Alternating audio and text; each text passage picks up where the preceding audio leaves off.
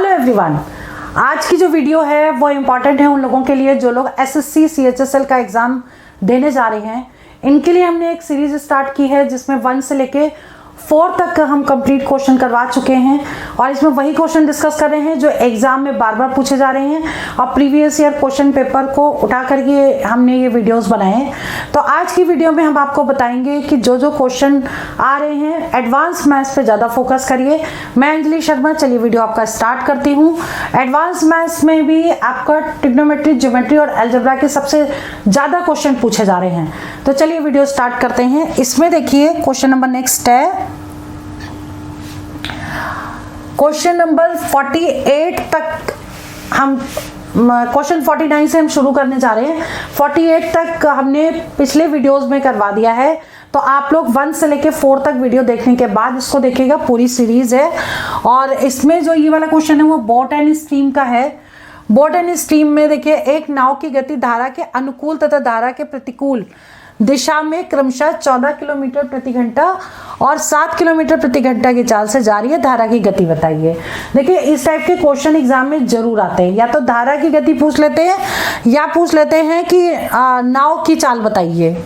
ठीक है, तो अब ऐसे क्वेश्चन को कैसे करना है ये देख लीजिए। अगर ऐसा क्वेश्चन दिया हो तो पहले तो आप ये समझ लीजिए,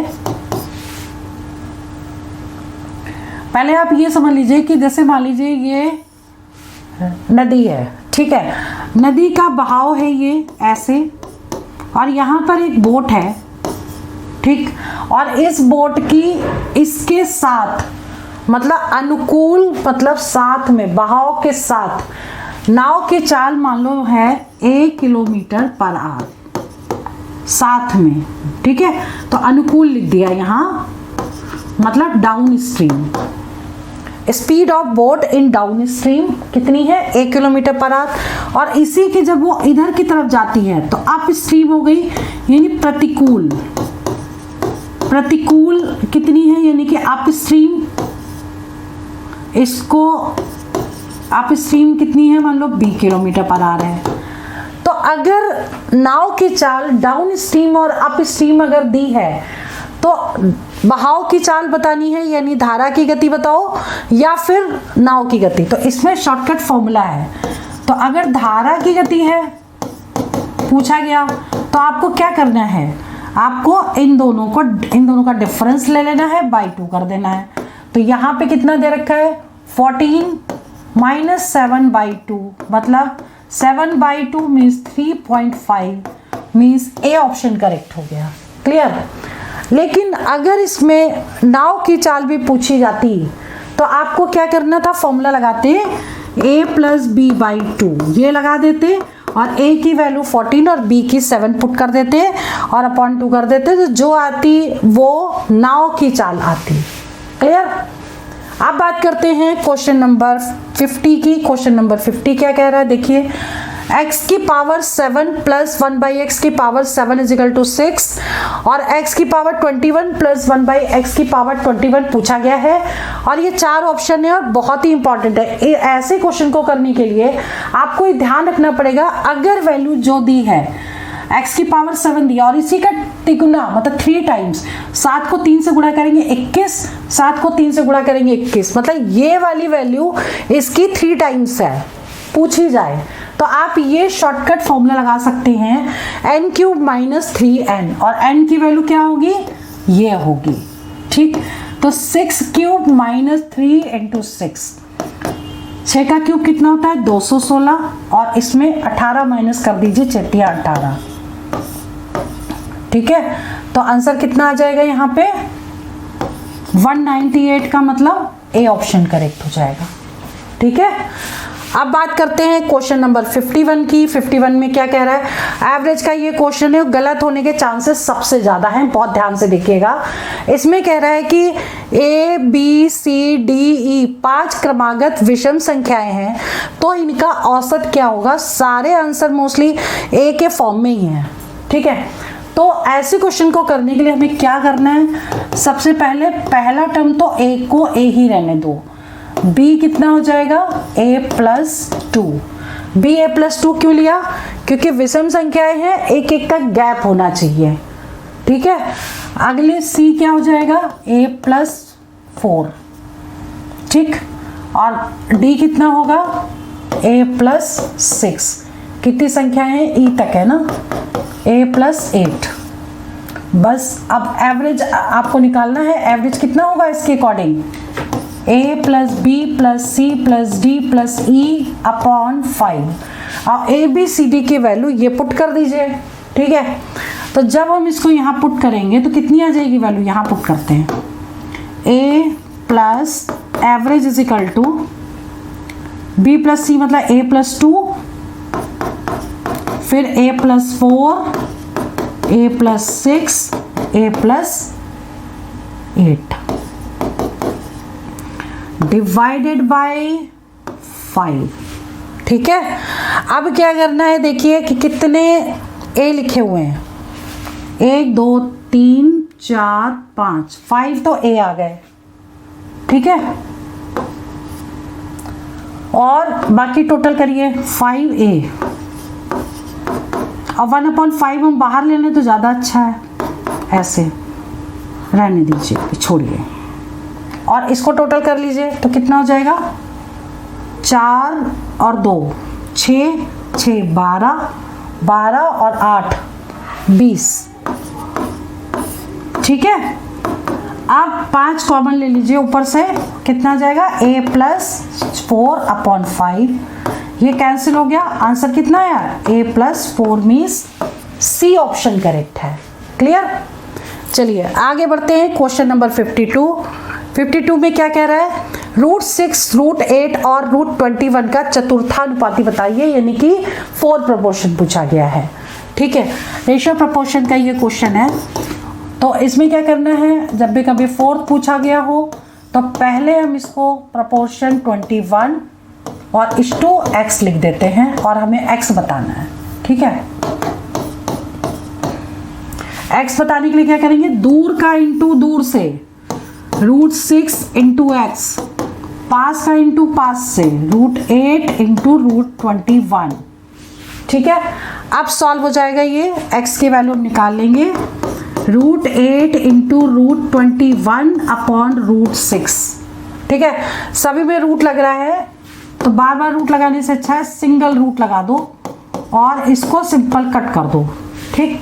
अब ये किससे कट हो गया, 3 से कट हो गया, 3 दूनी 6, 3 सत्ते 21, इसको कट किया, 2 आ गया, 2 चौक 8, कितना आ गया, इसका स्क्वायर रूट हो जाएगा 2√7, 2√7 मीन्स ए ऑप्शन करेक्ट हो गया। क्लियर। अब बात करते हैं क्वेश्चन नंबर 53 की।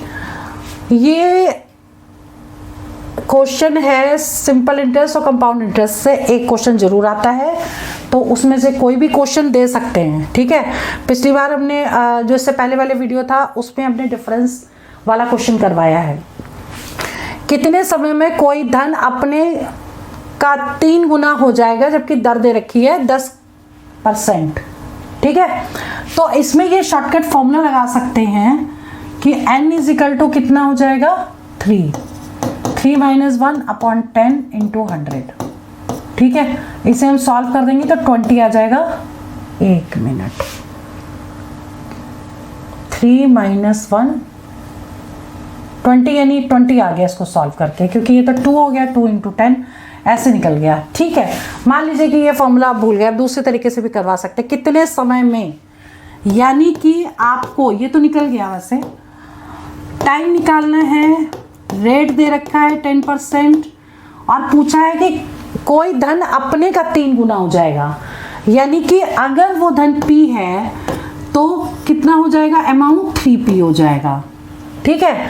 अब हमको क्या करना है, देखिए SI = होता है PRT/100, ठीक।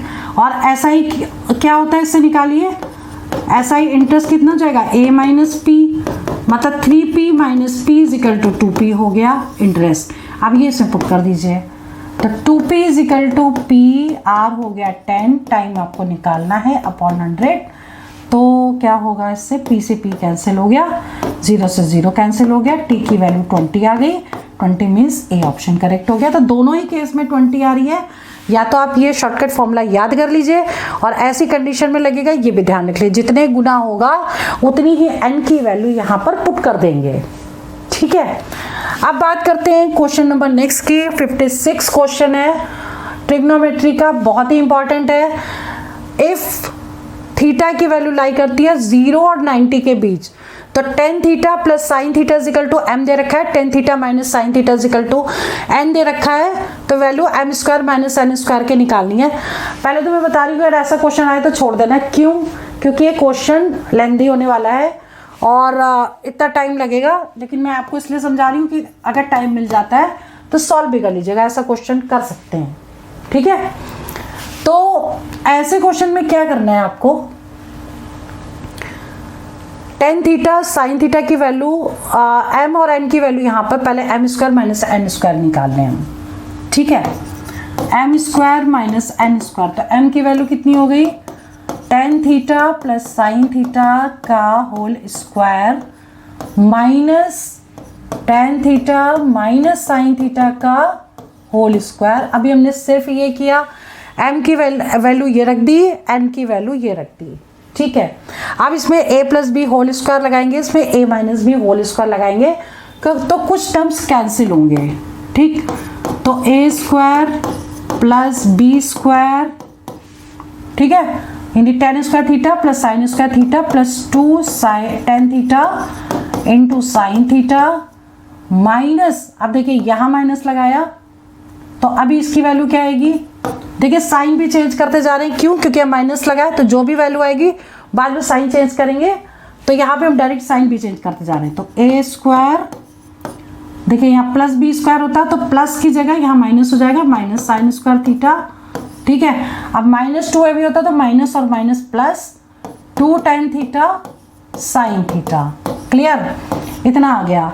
अब देखिए ये दोनों कैंसिल हो गए, ये दोनों कैंसिल हो गए, ये दोनों ऐड हो गए, 4 टेन थीटा साइन थीटा। ठीक है, ये आ गई इसकी वैल्यू।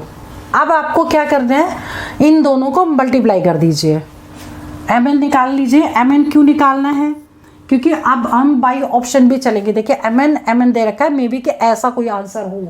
ठीक है, तो हम एम एन निकाल लेंगे और एम एन हमारा इन दोनों को मल्टीप्लाई करना, यानी कि tan theta minus sine theta और tan theta plus sine theta. ठीक है, अब इन दोनों को जब मल्टीप्लाई करेंगे तो कितना आ जाएगा, a minus B A plus B, तो a square minus B square, ये आ गई वैल्यू। ठीक है, अब हमें क्या करना है, इसको साइन और कॉस में चेंज कर देना। देखिए ये इसके इक्विवेलेंट यहाँ तो नहीं आ रहा है, इसका मतलब हमें आगे भी सॉल्व करना पड़ेगा। 10 को लिखेंगे sine theta upon cos theta होता है और इंटू साइन थीटा, मतलब इसकी जो वैल्यू आई है वो क्या आई है, 4 sign square theta upon cos theta. ये आ गई है वैल्यू इसको सॉल्व करके। ठीक, अब इसको हम साइन और कॉस में चेंज करें तो कितना आएगा, sign square theta upon cos square theta minus sign square theta. अब देखिए ऊपर से साइन स्क्वायर थीटा ले लें कॉमन। ठीक, तो बचेगा क्या, ये एलसीएम जब लेंगे तो 1 माइनस कॉस स्क्वायर थीटा आ जाएगा और नीचे कॉस स्क्वायर थीटा रहेगा। ठीक है, और इसमें ये आइडेंटिटी लग जाएगी sine square theta plus cos square theta is equal to 1 की, तो इसकी जगह पे हम लिख सकते हैं sign square theta into sign square theta upon cos square theta. ठीक है, अब देखिए इसी का जब स्क्वायर रूट लेंगे यानी कि रूट एम एन, तो रूट हट जाएगा यानी कि 2 पेयर बन गए, इसका तो क्या बचा, sign square theta upon cos theta. ठीक है, और अगर इसको हम 4 से इंटू कर दें, 4 रूट दिस, तो 4 sign square theta upon cos theta. अब ये दोनों वैल्यू सेम हो गई, जो हमने ये निकाली वो इसके इक्विवेलेंट आ गई। ठीक है, इसका मतलब हमने निकाली थी M square minus N square और हमारी ये किसके इक्विवेलेंट हो गई, 4 रूट एम एन के। That means C option correct हो गया। क्लियर, ठीक है, चलिए बात करते हैं क्वेश्चन नंबर 57 की। 57 क्वेश्चन देखिए बहुत ही इंपॉर्टेंट है, पूछा गया है ट्रिग्नोमेट्री का क्वेश्चन है। एडवांस ज्योमेट्री और इसके साथ साथ एडवांस मैथ्स पूरी करके जाइए अच्छे से, ठीक है। और इसमें जो है ए के वैल्यू 0 और 90 के बीच में है, तो हम एक काम कर लें, 0 और 90 के बीच का एंगल एक 45 डिग्री इसमें पुट कर देते हैं, जो भी आएगा वो आंसर होगा, ठीक है। तो अभी ये जो वैल्यू है 1/2 cot 45 degree 1 plus sec 45 degree minus tan 45 degree का whole square upon cosec 45 degree sec 45 degree minus tan 45 degree. मतलब क्या हुआ इसका कि हर जगह पर हमने जहाँ जहाँ a था वहाँ वहाँ हमने 45 डिग्री पुट कर दिया। क्लियर? अब हमें इसकी वैल्यूज लगानी है, ठीक। tan 45 cot 45 होता है 1, ठीक। sec 45 क्या होता है? sec 45 1 का, cos 45 होता है, देखिए √2 होगा इसका। cos 45 डिग्री होता है 1/√2, तो इसका उल्टा हो जाएगा, यानी √2 हो गया। तो 1 प्लस √2 माइनस 1 का होल स्क्वायर, ठीक है, अपॉन cosec 45 sin 45 भी 1/√2 होता है, तो ये भी √2 हो जाएगा इसका। और cos 45 का हमने निकाल ही लिया √2 माइनस 1, ठीक है। ये ऐसा कुछ आया, और ये ऐसा अगर आया है, यहाँ देखिए प्लस लगा हुआ है, यानी कि ऊपर हमें फॉर्मूला लगाना पड़ेगा, तब शायद कुछ हो सकता है। देखते हैं। 1 प्लस a माइनस बी का whole square, a square plus B square minus 2ab लगा दिया फॉर्मूला, और नीचे ऐसे ही रहने देते हैं। ये कितना हो गया? 4 यहाँ तक। 4 माइनस 2√2 अपॉन √2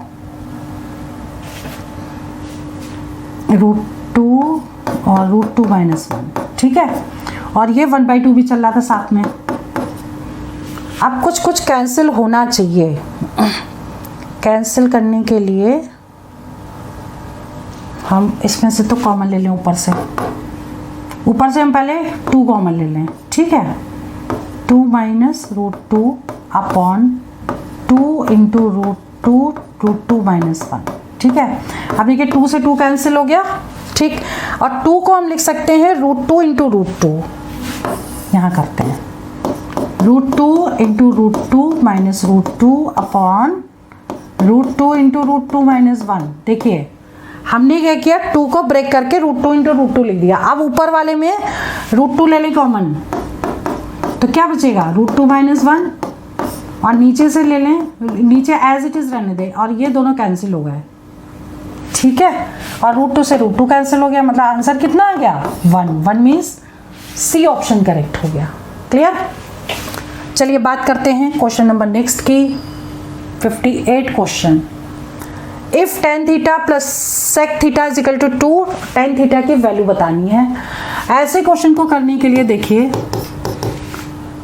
आइडेंटिटी लिख लेते हैं सबसे पहले। 1 plus tan square theta is equal to sec square theta होता है, ठीक है। अब sec स्क्वायर थीटा को इधर ले आए तो कितना हो जाएगा? 1 प्लस sec स्क्वायर, एक काम करते हैं 1 को इस साइड लाएंगे, तो tan square theta minus sec square theta is equal to -1, ठीक है। इसी से इसी को निकाला। अब a square minus B square आ गया ये, यानी कि a माइनस बी और a प्लस बी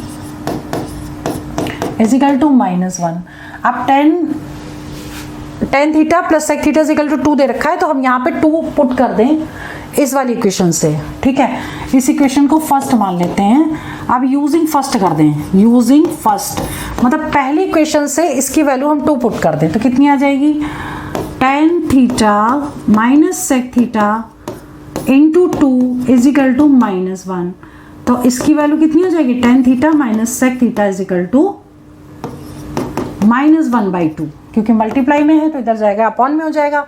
ये इक्वेशन 2 हो गई। अब हमें क्या करना है, हमें tan थीटा चाहिए ना।